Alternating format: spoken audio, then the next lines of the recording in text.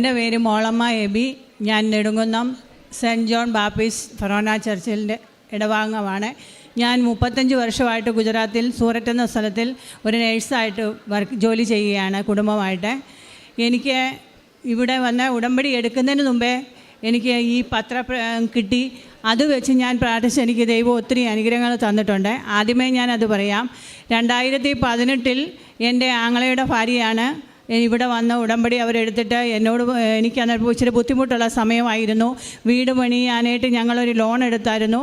ആ ലോണിൻ്റെ അകത്തുനിന്ന് ഞങ്ങൾക്ക് കുറേ കടബാധ്യതകളുള്ളതുകൊണ്ട് ഞങ്ങൾ ആ ലോണിനകത്തുനിന്ന് കുറേ കടബാധ്യതകൾ മാറ്റി. അപ്പം പിന്നെ വീട് പണിക്ക് വേണ്ടി കുറേ ബുദ്ധിമുട്ടുകൾ വന്നു. അപ്പോൾ എൻ്റെ ആങ്ങളയുടെ ഭാര്യ എനിക്ക് പത്രപേപ്പർ തന്നു. ഞാനത് വെച്ച് എന്നും കരഞ്ഞു മാതാവിനോട് പ്രാർത്ഥിക്കുമായിരുന്നു, എനിക്കൊരു വഴി കാണിച്ചു തരണമെന്ന്. അപ്പം ഞാൻ ജോലി ചെയ്യുന്ന ഒരു ഹോസ്പിറ്റലിലാണ് തന്നെയാണ് ഇത്രയും വർഷമായിട്ട് ജോലി ചെയ്യുന്നത്. ആ ഡോക്ടറിന് ഒത്തിരി പാരാലിസിസ് ആയിട്ട് കിടന്നപ്പം മേഡത്തിൻ്റെ കൂടെ ഞാനാണ് ആ ഡോക്ടറെയൊക്കെ ഒത്തിരി ശുശ്രൂഷിച്ചു. അപ്പോൾ മേഡം എന്നോട് എന്നും പറയും, നിനക്ക് എന്ത് ആവശ്യം വന്നാലും ഞാൻ സഹായിക്കുമെന്ന്. ഞാൻ ഈ പേപ്പർ വെച്ച് എന്നും ഞാൻ ഓപ്പറേഷൻ തിയേറ്ററിൽ കൊണ്ടുവച്ച്, എനിക്ക് ഒറ്റയിലാണ് ജോലി, ഓപ്പറേഷൻ തിയേറ്ററിൽ കൊണ്ടുവച്ച് ഞാൻ പ്രാർത്ഥിക്കും, എന്നും കരഞ്ഞ് പ്രാർത്ഥിക്കും. സഞ്ചാരി മാതാവല്ലേ, മാതാവേ ഒന്ന് സഹായത്തിന് വരണേ. എനിക്കറിയത്തില്ല ഉടമ്പടിയിൽ എന്താണെന്ന്. അപ്പോൾ എന്നോട് ഇങ്ങനെ ഉടമ്പടിയിൽ ഇങ്ങനെ നോക്കണം എന്നൊക്കെ പറയുമ്പോൾ ഞാൻ ഓർത്തു എനിക്ക് ഈ ഡ്യൂട്ടിയും കാര്യങ്ങളും എനിക്ക് എല്ലാ കാര്യങ്ങളും പറ്റത്തില്ലായിരിക്കും എന്നൊരു ഇതായിരുന്നു. ഞാൻ പ്രാർത്ഥിച്ചു. അപ്പോൾ എന്നോട് മേഡം പറഞ്ഞു, നിനക്ക് എന്നെ ആവശ്യമുണ്ടെങ്കിലും എൻ്റെ വീട് പണിയാണെന്നറിയാം, എനിക്ക് വീട് പണിയാനായിട്ട് നിനക്ക് എന്നേലും ആവശ്യമുണ്ടെങ്കിൽ തരാമെന്ന് പറഞ്ഞു. അപ്പോൾ എന്നോട് പറഞ്ഞു, എൻ്റെ മക്കളൊന്നും അറിയരുത്, അവരറിഞ്ഞാൽ നിനക്ക് തരാൻ സമ്മതിക്കത്തില്ലെന്ന് പറഞ്ഞു. 2 മക്കളും അടുത്തടുത്ത കൺസൾട്ടിങ് റൂമാണ്. ഇളയ മോൻ്റെ കൂടെ ആയിരുന്നു അന്നേരം മേഡം ഇരുന്നത്, ആദ്യത്തെ മൂത്ത മോനായിരുന്നു ഇരുന്നത്. അന്ന് ശനിയാഴ്ചയായിരുന്നു. അപ്പോൾ ഞാൻ മാതാവിനോട് പ്രാർത്ഥിച്ചു, മാതാവ് എനിക്ക് പൈസയ്ക്ക് ആവശ്യമുണ്ട്, മേഡത്തിനോട് ചോദിക്കണമെങ്കിൽ അവരെല്ലാം ഒന്നിച്ചിരിക്കുമ്പോൾ എനിക്ക് മേഡം എന്നോടൊന്നും പറയുകയില്ലായിരിക്കുമെന്ന് ചിന്തിച്ചു. അപ്പോൾ ഈ മൂത്ത മോൻ അന്ന് ബോംബെക്ക് പോകാനായിട്ടിരിക്കുകയായിരുന്നു. ഞാൻ പ്രാർത്ഥിച്ചു, എൻ്റെ മാതാവേ ആ സമയത്ത് ഈ മോൻ പോകുമായിരുന്നെങ്കിൽ എനിക്ക് മേഡത്തിൻ്റെ അടുത്ത് കയറിയല്ല എൻ്റെ ബുദ്ധിമുട്ട് പറയാമെന്ന് ഓർത്തു.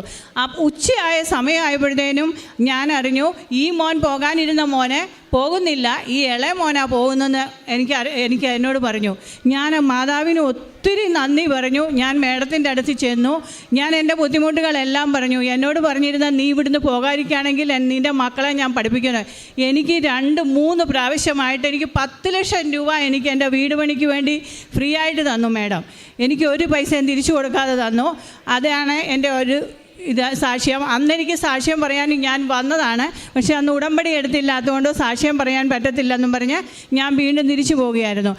അപ്പോഴെൻ്റെ മോള് CA പഠിക്കുകയായിരുന്നു. അപ്പോൾ CA IPCC സമയത്ത് അവൾക്ക് ഭയങ്കര ടെൻഷൻ വന്നപ്പോൾ ഞാൻ പറഞ്ഞു, അന്ന് ഞാൻ ഉടമ്പടി എടുത്തിട്ടില്ല, മാതാവിനോട് പ്രാർത്ഥിക്കുക, നിനക്കെല്ലാം നന്നാവുമെന്ന് പറഞ്ഞു. അവൾ പറഞ്ഞു, മാതാവ് ഉണ്ടല്ലോ അമ്മ. അവൾ ഭയങ്കര വിശ്വാസമാണ്, നല്ല കുട്ടികളാണ് എൻ്റെ കുഞ്ഞുങ്ങൾ, അവർക്ക് മലയാളമൊക്കെ അറിയാം.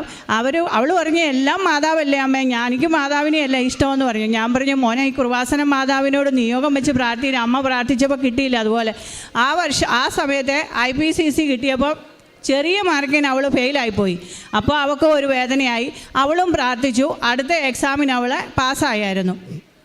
അത് കഴിഞ്ഞ് 2022 ഒക്ടോബർ 29 ഞാൻ ഇവിടെ വന്ന് ഉടമ്പടി എടുത്തു. ഉടമ്പടി എടുക്കാൻ വന്ന അന്ന് അവൾ പിന്നെ ACCIക്ക് ചേർന്നായിരുന്നു. CAയുടെ ഇത് കഴിഞ്ഞപ്പോൾ ACCIക്ക് വേണ്ടി പരീക്ഷയ്ക്ക് വേണ്ടി എന്നോട് വിളിച്ചു പറഞ്ഞു, അമ്മേ എനിക്ക് സെൻറ്റർ എങ്ങും കിട്ടുന്നില്ല, എക്സാമിൻ്റെ ഫുള്ളായെന്നാണ് കാണിക്കുന്നത്. ഞാൻ ഉടമ്പടി എടുത്ത് ഇറങ്ങി അങ്ങോട്ട് പോയിക്കൊണ്ടിരുന്നപ്പോൾ അവിടെ ഫോൺ വന്നു, അമ്മേ ഗാന്ധി നഗറിൽ ഒരു സീറ്റ് ഉണ്ടെന്ന് പറഞ്ഞ് എനിക്ക് മെസ്സേജ് കിട്ടി, ഞങ്ങൾ ബുക്ക് ചെയ്യുക, ഇപ്പം തന്നെ ബുക്ക് ചെയ്യുകയെന്ന്. ഞാനിവിടെ നിന്ന് ഉടമ്പടി എടുത്തപ്പോൾ ഞാൻ അവിടെ ഇരുന്നുകൊണ്ട് ഇതായിരുന്നു എൻ്റെ മനസ്സിൽ, ഞാനിവിടെയാണ്, കുഞ്ഞുങ്ങളും ഭർത്താവും ഗുജറാത്തിലായിരുന്നു. ഈശ്വര എങ്ങും കിട്ടിയില്ലല്ലോ, ഈ പ്രാവശ്യം അവൾക്ക് സെൻറ്റർ കിട്ടിയില്ല. ഇവിടെ താഴെ ഇറങ്ങിയപ്പോഴേ ഫോൺ വന്നു, എനിക്ക് സെൻറ്റർ കിട്ടിയെന്നും പറഞ്ഞ്. ആ ഓരോ എക്സാമും പാസ്സായി ഓരോ എക്സാം കൊടുത്താൽ മതിയായിരുന്നു, അതെല്ലാം പാസ്സായി. പിന്നെ എൻ്റെ ആത്മീയമായിട്ടുള്ള വളർച്ച. ഞാൻ ഇങ്ങനെ സ്റ്റേജിൽ കയറി നിന്നൊന്നും ഒരിക്കലും പറയുകയില്ല, എനിക്ക് ഭയങ്കര പേടിയായിരുന്നു. ഞങ്ങളുടെ അവിടെ ഓരോ വാർഡ് വൈസ് ഓരോ ഞായറാഴ്ചയും ബൈബിൾ വായിക്കണം. എൻ്റെ വാർഡിൻ്റെ സമയമാകുമ്പോൾ എന്നോട് വായിക്കാൻ പറയുമ്പോൾ ഞാനൊന്ന് രാവിലത്തെ കുർബാനയ്ക്ക് വേറെ കുർബാനയ്ക്കൊക്കെ പോകും. എനിക്ക് വായിക്കാൻ പേടി അവിടെ പോയി നിന്നുകൊണ്ട്. ബുധനാഴ്ചയും വ്യാഴാഴ്ചയും പള്ളിയിൽ പോകുമ്പോൾ ആദ്യമേ കയറി ചെല്ലുന്നത് അവരോട് അവരുടെ ഈ ബൈബിള് തരും വായിക്കാനായിട്ട്. ഞാനപ്പം വരുമ്പോൾ പള്ളിയിൽ ആരും ഇല്ലെങ്കിൽ ഞാൻ വെളിയിൽ നിൽക്കും. ആരെങ്കിലും കയറിയൊക്കെ ഇരുന്ന് കഴിഞ്ഞ് ഞാൻ കയറും ഇരിക്കാനായിട്ട്. എനിക്ക് അത്രയ്ക്ക് പേടിയായിരുന്നു. ഈ ഉടമ്പടി എടുത്തു കഴിഞ്ഞ് എനിക്ക് ഒത്തിരി മാറ്റങ്ങളുണ്ടായി. ഞാൻ എന്തിനാ പേടിക്കുന്നത്, എൻ്റെ ഈശോയുടെ വചനങ്ങൾ പറയാൻ ഞാൻ എന്തിനാ പേടിക്കുന്നത് എന്നോർത്ത് ഞാൻ ഒരു ഇതുമില്ലാതെ ഞാൻ ഇപ്പം ബൈബിളും വായിക്കും. എനിക്ക് ഏത് വിശേഷ ദിവസങ്ങൾ വരുമ്പോഴും എല്ലാ ആൾക്കാരും ഒത്തിരി ഒന്നിച്ചു കൂടുന്ന അന്നെല്ലാം എനിക്കായിരിക്കും തിരഞ്ഞെടുത്ത് ബൈബിൾ വായിക്കാനും എല്ലാ കാര്യങ്ങളും കിട്ടുന്നത്. എനിക്കിപ്പോൾ ഒരു പേടിയുമില്ല. എൻ്റെ ഇളയ മോനും എന്നെ പോലെ പേടിയായിരുന്നു. അവനും ഞാൻ ഓർത്ത് എൻ്റെ ഈശ്വര എന്നെപ്പോണൊക്കെ ആയിപ്പോയല്ലോ, അവനും പേടിയായല്ലോ, ഒരാണല്ലേ എന്ന്. പക്ഷേ അവൻ്റെ ആതിർവാനെ കഴിഞ്ഞ് ഞങ്ങൾക്ക് അവിടെ ആൾക്കാരെ കയറ്റും. അവനിപ്പോൾ ഒരു കപ്പ്യാരാണ് അവിടുത്തെ. എന്നു ചോദിച്ചാൽ ഒരു കപ്പ്യാരുണ്ടെങ്കിലും പുള്ളിയില്ലെങ്കിലും ഞങ്ങൾ എല്ലാ ദിവസവും പോയി മലയാളം കാറോസൂസ എല്ലാം മുഴുവൻ മലയാളം പറഞ്ഞ് അവനെ വായിക്കാൻ പഠിച്ചു. എല്ലാ പള്ളിയിലെ കാര്യങ്ങളും അവൻ നോക്കാൻ പഠിച്ചു. അവൻ വിശുദ്ധിയിലേക്ക് വന്നു. എനിക്കത് ഒത്തിരി അത്ഭുതമാണ് എൻ്റെ കുഞ്ഞിൻ്റെ കാര്യം. അവന് മാത്സ് എന്ന് പറയുന്നത് പേടിയാണ്. ബാക്കി എല്ലാത്തിനും 50-ൽ 45 മാർക്കും കിട്ടിയാലും മാത്സിന് പേപ്പർ കിട്ടുമ്പോൾ അവന് പേടിയാണെന്നാണ് പറയുന്നത്. അവന് 16-17 മാർക്ക് ടീച്ചർ അരമാർക്ക് കൂടി ഇട്ട് കൊടുത്ത് അവനെ ജയിപ്പിച്ചത്. ഈ വർഷം 10ാം സ്റ്റാൻഡേർഡിലായപ്പോൾ ഞാൻ ഓർത്ത് എൻ്റെ ഈ മാതാവേ എന്നാ ചെയ്യും, ഇവൻ 10ലാണല്ലോ, ഇനി എന്നാ ചെയ്യുമെന്ന്. പക്ഷേ തുടക്കം മുതൽ അവൻ ഏറ്റവും ഇഷ്ടം അന്ന് മുതൽ അവൻ മാത്സ് എഴുതി പഠിക്കാൻ തുടങ്ങി. അവൻ എപ്പോഴും എഴുതി പഠിച്ച് തുടക്കം മുതൽ പഠിച്ചിപ്പോൾ റിസൾട്ട് വന്നില്ല. പക്ഷേങ്കിൽ ഇതുവരെയുള്ള പരീക്ഷകളിലെല്ലാം നല്ല മാർക്ക് മാത്സിന് കിട്ടാമെന്ന് ഞങ്ങൾക്കും അത്ഭുതമാണ്, ടീച്ചർമാർക്കും അത്ഭുതമാണ്. അതാണ് ഇത് വേറൊരു ഇത്. പിന്നെ ഞങ്ങൾ ഗുജറാത്തിൽ നിന്ന് ഞങ്ങൾ കൊന്തറാലി കൂടാനായിട്ട് ഞങ്ങൾ പ്രാർത്ഥിച്ചു. ഞങ്ങളുടെ പള്ളിയിൽ നിന്ന് ഒത്തിരി പേര് ഇവിടെ വന്ന് ഇപ്പോൾ ഉടമ്പടി എടുത്തു. ആണുങ്ങളും പെണ്ണുങ്ങളും എല്ലാം വന്നെടുത്തിട്ടുണ്ട്. അത് കഴിഞ്ഞ് ഞങ്ങളെന്നും പ്രാർത്ഥിച്ച് ഞങ്ങളൊരു മാതൃസംഘത്തിൻ്റെ ഗ്രൂപ്പ് ഞങ്ങൾ 8 പേര് ഈ കൊന്തറാലി കൂടാനായിട്ട് ഞങ്ങൾ വന്നു ഗുജറാത്തിൽ നിന്ന്. ആ കൂടെ എൻ്റെ മോളും വന്നു. അവളും വന്ന് ഉടമ്പടി എടുത്ത് പോയിട്ടുണ്ട്. അവൾക്കും കിട്ടിയ ഈ ഒരു അനുഗ്രഹം, ഞാൻ ഈ സാക്ഷ്യം പറയാൻ ഇത്ര അനുഗ്രഹം കിട്ടിയിട്ട് സാക്ഷ്യം പറയാതെ എനിക്ക് എന്തോ ഭയങ്കര ഒരു വിഷമം എൻ്റെ മനസ്സിൽ ആരോ പറഞ്ഞുകൊണ്ടിരിക്കുന്നു. അപ്പോൾ എൻ്റെ മോളുടെ ACCA തീരാറായിരുന്നു. ഒരു പേപ്പർ ബാക്കിയുള്ളായിരുന്നു. ഇപ്പോൾ അവളുടെ റിസൾട്ട് വന്നപ്പോൾ 1 മാർക്കിന് അവൾ തോറ്റുപോയി, ഒറ്റ മാർക്കിന്. അപ്പോൾ എൻ്റെ മനസ്സിൽ ഭയങ്കരമായിട്ട് ഫീലിംഗ് ഉണ്ടാകുന്നതോടെ മനസ്സിലിരുന്ന് ആരോ പറയുന്നു, നിനക്ക് എന്തെല്ലാം അനുഗ്രഹം, എനിക്ക് എപ്പം ഞാൻ പ്രാർത്ഥിച്ചാലും അതുപോലെ സാധിക്കും.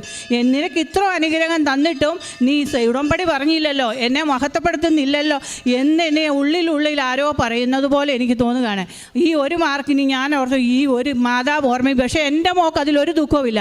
എൻ്റെ മോൾ അന്ന് പറഞ്ഞത്, അമ്മ ഉടമ്പടിയിലായിട്ട് എന്തുകൊണ്ട് ഈ ദുഃഖിക്കുന്നു, അമ്മ എന്തുകൊണ്ട് ഇങ്ങനെ ചിന്തിക്കുന്നു നെഗറ്റീവ്.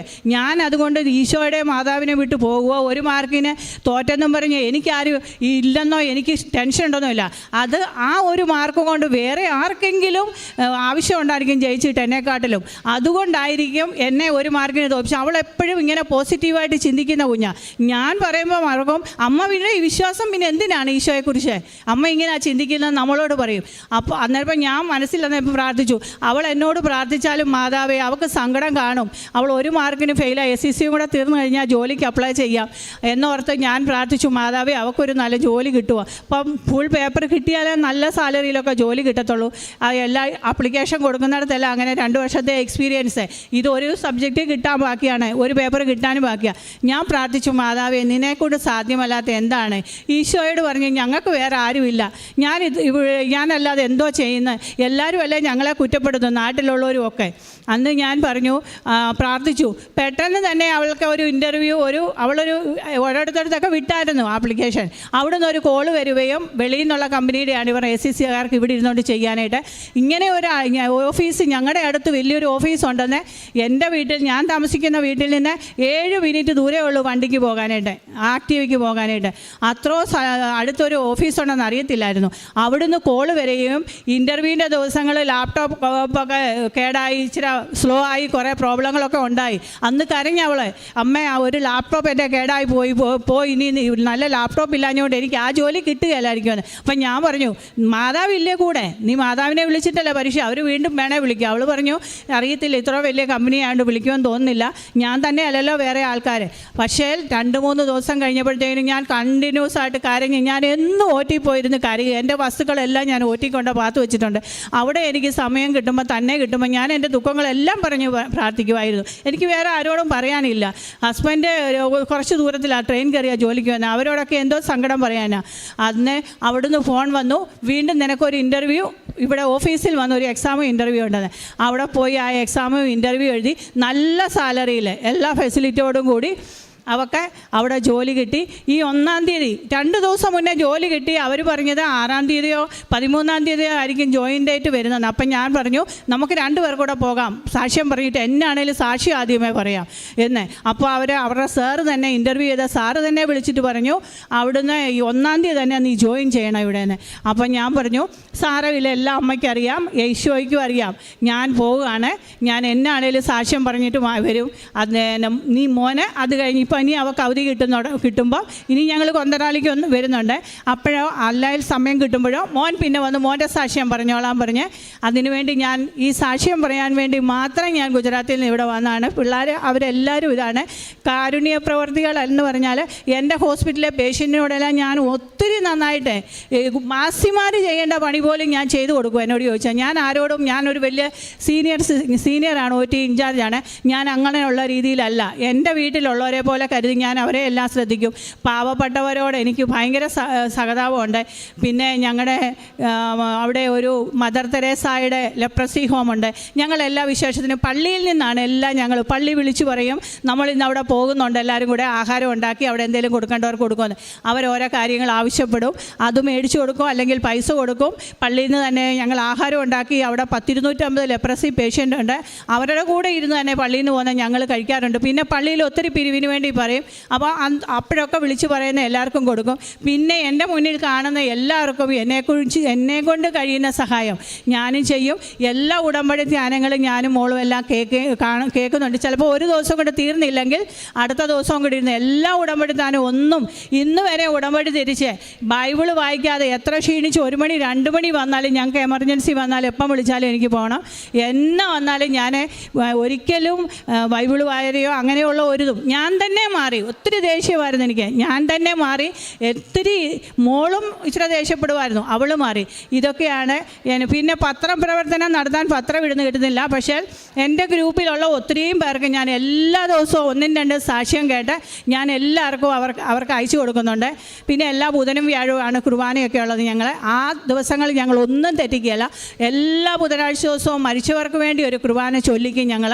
അങ്ങനെ ഒത്തിരി നല്ല അനുഗ്രഹം ഇവിടെ വന്ന ഉടമ്പടി എടുത്ത് ഒത്തിരി നല്ല അനുഗ്രഹങ്ങൾ കിട്ടിയിട്ടുണ്ട്. ഇനിയും ഈ ഉടമ്പടിയിൽ ഉറച്ച് ഞങ്ങൾ എല്ലാവരും പോകും എന്ന് ഞാൻ സാക്ഷ്യം ചെയ്യുന്നു. പരിശുദ്ധ അമ്മയുടെ മധ്യസ്ഥതയിലേറെ പ്രത്യേകിച്ച് ഈ മകളുടെ സാക്ഷ്യമാണ് പറയുന്നത്. അതിൽ ഏറ്റവും പ്രധാനപ്പെട്ടത് ഈ ഉടമ്പടിയുമായിട്ട് ചേർത്താണ് എല്ലാ നിയോഗങ്ങളും സാക്ഷ്യത്തിൽ അവർ പറയുന്നതും. അതായത് അവർക്ക് അങ്ങനെയാണ് അനുഭവപ്പെടുന്നത്. അതുകൊണ്ടാണ് ഇവിടെ വന്ന സമയവും ഉടമ്പടി എടുത്ത സമയവും അതുമായിട്ടൊക്കെ ചേർത്ത്. അപ്പം ഇതൊരു പുതിയ രീതിയൊന്നുമല്ല. കർത്താവ് സുവിശേഷത്തിൽ ഒരു രാജസേവകൻ്റെ ഭൃത്യനെ സുഖപ്പെടുത്തുന്ന ഒരു ഭാഗത്ത് ഇതുപോലെ ഒരു സമയത്തിന് ബന്ധിപ്പിച്ച് കർത്താവ് പറഞ്ഞ സമയവും സൗഖ്യപ്പെട്ട സമയവും തമ്മിലുള്ള ഒരു യുക്തിയുടെ കാര്യമൊക്കെ അതിലിപ്പം ഉടമ്പടിയിൽ വിശ്വസ്തയോടെ നിൽക്കുന്നവർക്ക് എപ്പോഴും ഇങ്ങനെ ബോധ്യപ്പെടുന്ന അനുഭവങ്ങൾ ഉണ്ടാകുന്നുള്ളത്. ഒരു പക്ഷേ അത് അവർക്ക് മാത്രം അല്ലെങ്കിൽ വിശ്വാസമുള്ളവർക്ക് മാത്രം ബോധ്യപ്പെടുന്ന അനുഭവമാണ്. അതാണ് ചില സാക്ഷ്യങ്ങൾ കേൾക്കുമ്പോൾ നമുക്ക് ഒരുപാട് ഇത് തോന്നുകയും ചിലർ സാക്ഷ്യം കേൾക്കുമ്പോൾ അവർക്കത് ഏൽക്കാത്തതിൻ്റെയും കാരണം ആദ്യം വേണ്ടത് ഒരു തുറവയും ഒരു മനസ്സിൽ ഒരു വിശ്വാസത്തിൻ്റെ ഒരു ബോധ്യവുമാണ്. അപ്പോൾ രണ്ടാമത്തേത് വ്യക്തിപരമായിട്ടും ഒരുപാട് മാറ്റങ്ങൾ ഉണ്ടായെന്നുള്ളത്. അപ്പം ഒരു പ്രാർത്ഥനയ്ക്ക് കാര്യങ്ങൾ നേടിക്കൊടുക്കുക എന്നുള്ളതിനേക്കാളും അപ്പുറം ഒരു വ്യക്തിയെ തന്നെ മാറ്റാനായിട്ട് സാധിക്കുന്നുണ്ടെങ്കിൽ ആ പ്രാർത്ഥനയിൽ ദൈവത്തിൻ്റെ സാന്നിധ്യം ഉണ്ടെന്ന്. ഒരു പക്ഷേ മറ്റേതൊക്കെ ഒരു പ്രൊബബിലിറ്റിയും ഒക്കെ വെച്ച് കിട്ടാതിരിക്കാമെന്നൊക്കെ പറഞ്ഞ് പോകുമ്പോഴും ഒരു വ്യക്തി മാറുമ്പോൾ അതിലൊരു മാനസിക പരിവർത്തനം സംഭവിക്കുമ്പോൾ അത് ദൈവിക ഇടപെടലായിട്ടാണ് നമ്മൾ എല്ലാം. അപ്പോൾ അത് ഒരുപാട് സാക്ഷ്യത്തിൽ ഇത് പറയാറുണ്ട്. കാരണം നമ്മൾ പ്രാർത്ഥന കൂടുമ്പോൾ നമ്മുടെ ജീവിതത്തിൽ സമാധാനവും സ്വഭാവത്തിൽ ദൈവികമായിട്ടുള്ള മാറ്റവും വന്നില്ലെങ്കിൽ പിന്നെ ഈ ചൊല്ലുന്ന പ്രാർത്ഥനയ്ക്ക് എന്താണ് ഫലം എന്നുള്ളത് രണ്ടും ക്വസ്റ്റ്യൻ. അപ്പം അതാണ് ഉടമ്പടിയുടെ ലക്ഷ്യവും പ്രാർത്ഥിച്ച് മാത്രമല്ല പ്രവർത്തിക്കണമെന്നുള്ളൂ. അപ്പോൾ ഈ പ്രാർത്ഥനയും പ്രവൃത്തിയും വരുമ്പം ബേസിക്കലി നമ്മളാണ് മാറുന്നതെന്ന് ഒരു പക്ഷേ നമ്മൾ പതുക്കെ മനസ്സിലാക്കുന്നൊരു കാര്യമാണ്. അപ്പോൾ പ്രത്യേകിച്ച് അങ്ങനെ വ്യക്തിപരമായിട്ടുള്ള ഒരു അനുഭവങ്ങളാണ് പറഞ്ഞതും. പ്രത്യേകിച്ച് മുൻപോട്ടുള്ള ഉടമ്പടിയുടെ യാത്രയിൽ ഒരുപാട് ദൈവാനുഭവം